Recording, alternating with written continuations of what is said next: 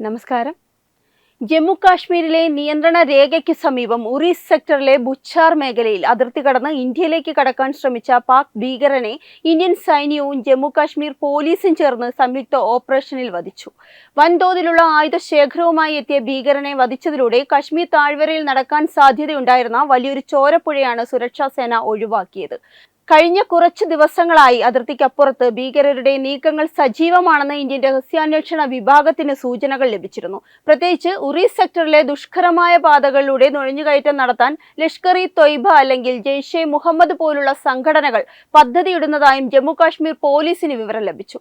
ഈ വിവരത്തിന്റെ അടിസ്ഥാനത്തിൽ മാർച്ച് 14 രാത്രിയിൽ തന്നെ സൈന്യത്തിന്റെ പ്രത്യേക വിഭാഗവും പോലീസിന്റെ സ്പെഷ്യൽ ഓപ്പറേഷൻ ഗ്രൂപ്പും ബുച്ചാർ വനമേഖലയിൽ നിലയുറപ്പിച്ചു. രാത്രിയുടെ ഇരുട്ടിലും തണുപ്പിലും ശത്രുവിന്റെ ഓരോ ചലനവും നിരീക്ഷിക്കാൻ അത്യാധുനിക തെർമൽ ഇമേജിംഗ് ഉപകരണങ്ങളും രാത്രിയിൽ കാണാൻ കഴിയുന്ന NVG കണ്ണടകളും സൈന്യം ഉപയോഗിച്ചിരുന്നു. മാർച്ച് 14-15 തീയതികളിലെ പാതിരാത്രിയിൽ വനത്തിനുള്ളിൽ സംശയാസ്പദമായ ഒരു നിഴൽ നീങ്ങുന്നത് സൈനികരുടെ ശ്രദ്ധയിൽപ്പെട്ടു. അതിർത്തി വേലി മുറിച്ചു കടന്ന് ഇന്ത്യൻ മണ്ണിലേക്ക് കാലെടുത്ത് വെച്ച ഭീകരനോട് കീഴടങ്ങാൻ സൈന്യം ഉച്ചഭാഷിണിയിലൂടെ ആവശ്യപ്പെട്ടു.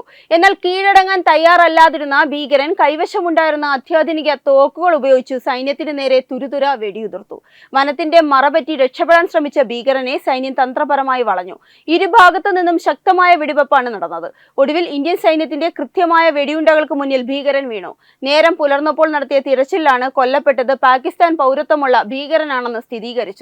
കൊല്ലപ്പെട്ട ഭീകരന്റെ ബാഗിൽ നിന്നും പരിസരത്തു നിന്നും കണ്ടെടുത്ത വസ്തുക്കൾ സുരക്ഷാ ഉദ്യോഗസ്ഥരെ പോലും അത്ഭുതപ്പെടുത്തുന്നതായിരുന്നു. ഒരു ചാവേർ ആക്രമണത്തിനോ അല്ലെങ്കിൽ മാസങ്ങളോളം നീണ്ടു നിൽക്കുന്ന ഗറില്ല യുദ്ധത്തിനോ തയ്യാറെടുത്താണ് ഇയാൾ വന്നതെന്ന് വ്യക്തമാണ്. ആക്രമണങ്ങൾക്കും സ്വയരക്ഷയ്ക്കും ഉപയോഗിക്കാവുന്ന വിദേശ നിർമ്മിത പിസ്റ്റൾ, നൂറുകണക്കിന് വെടിയുണ്ടകൾ, ഗ്രനേഡുകൾ, സ്ഫോടക വസ്തുക്കൾ, അതിർത്തിക്കപ്പുറത്തുള്ള കമാൻഡറുമായി ബന്ധപ്പെടാൻ ഉപയോഗിക്കുന്ന ഹൈടെക് സാറ്റലൈറ്റ് ഫോണുകളും വയർലെസ് സെറ്റുകളും ദിവസങ്ങളോളം കാട്ടിൽ ഒളിച്ചിരിക്കാൻ ആവശ്യമായ ഉണങ്ങിയ ആഹാരവും മരുന്നുകളും ഇത്രയധികം സന്നാഹങ്ങളുമായി എത്തിയ ഭീകരൻ ലക്ഷ്യം വെച്ചത് ശ്രീനഗറിലെ ഏതെങ്കിലും ജനവാസ കേന്ദ്രമോ അതോ സൈനിക പോസ്റ്റുകളോ ആണെന്ന കാര്യത്തിൽ അന്വേഷണം നടക്കുന്നുണ്ട്. 2016 ഉറി ആക്രമണത്തിന് ശേഷം ഇന്ത്യ ശക്തമായ തിരിച്ചടി നൽകിയ ഇടമാണ് ഈ പ്രദേശം. തന്ത്രപ്രധാനമായ ഈ മേഖലയിലൂടെ നുഴഞ്ഞു കയറുന്നത് വഴി അന്താരാഷ്ട്ര തലത്തിൽ ശ്രദ്ധ പിടിച്ചു പറ്റാനും കാശ്മീരിലെ സമാധാന അന്തരീക്ഷം തകർക്കാനുമാണ് പാക് അനുകൂല ഭീകര സംഘടനകൾ ശ്രമിക്കുന്നത്. മഞ്ഞുകാലം കഴിഞ്ഞ് മഞ്ഞുരുകുന്ന ഈ സമയത്താണ് സാധാരണയായി നുഴഞ്ഞുകയറ്റ ശ്രമങ്ങൾ വർദ്ധിക്കാറുള്ളത്.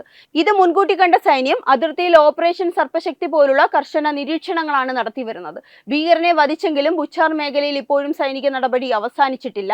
കൊല്ലപ്പെട്ട ഭീകരന്റെ കൂടെ കൂടുതൽ പേരുണ്ടായിരുന്നോ എന്ന് ഉറപ്പുവരുത്താൻ വനമേഖലയിൽ കോർഡൻ ആൻഡ് സെർച്ച് ഓപ്പറേഷൻ തുടരുകയാണ്. ഡ്രോണുകൾ ഉപയോഗിച്ച് ആകാശ നിരീക്ഷണവും ശക്തമാക്കിയിട്ടുണ്ട്. ലോക്കൽ പോലീസിന്റെ സഹായത്തോടെ ഗ്രാമപ്രദേശങ്ങളിൽ സംശയാസ്പദമായ സാഹചര്യത്തിൽ ആരെങ്കിലും ഉണ്ടോ എന്നും പരിശോധിക്കുന്നു. അതിർത്തി ഗ്രാമങ്ങളിലെ ജനങ്ങൾ ഭയപ്പെടേണ്ടതില്ലെന്നും സൈന്യം പൂർണ്ണ സജ്ജരാണെന്നും ഉന്നത സൈനിക ഉദ്യോഗസ്ഥർ അറിയിച്ചു. ഇന്ത്യയുടെ അഖണ്ഡത തകർക്കാൻ ശ്രമിക്കുന്നവർക്ക് നൽകുന്ന ശക്തമായ മുന്നറിയിപ്പാണ് ഉറിയിലെ ഈ വിജയം. സൈന്യവും പോലീസും തമ്മിലുള്ള കൃത്യമായ ഏകോപനം ഒരു വലിയ ദുരന്തത്തെയാണ് ഒഴിവാക്കിയത്. പാകിസ്ഥാൻ ഇപ്പോഴും ഭീകരവാദത്തെ പ്രോത്സാഹിപ്പിക്കുന്നു എന്നതിന്റെ വ്യക്തമായ തെളിവാണ് കൊല്ലപ്പെട്ട ഭീകരനിൽ നിന്ന് കണ്ടെടുത്ത പാക് നിർമ്മിത വസ്തുക്കൾ. എന്നാൽ ഓരോ നുഴഞ്ഞുകയറ്റക്കാരനും കാത്തിരിക്കുന്നത് മരണമാണെന്ന സന്ദേശമാണ് ഇന്ത്യൻ സൈന്യം വീണ്ടും വീണ്ടും നൽകുന്നത്. വെബ് ഡെസ്ക് തത്തുമൈ ന്യൂസ്. HIV അണുബാധ സന്തോഷപൂർണമായ ഒരു ജീവിതത്തിന് തടസ്സമല്ല. HIV അണുബാധയ്ക്ക് ഫലപ്രദമായ ചികിത്സ ഇന്ന് ലഭ്യമാണ്. ഇതിന് യഥാസമയം അണുബാധ കണ്ടെത്തുന്നതും കാലേക്കൂട്ടി ചികിത്സ നടത്തേണ്ടതും അത്യാവശ്യമാണ്.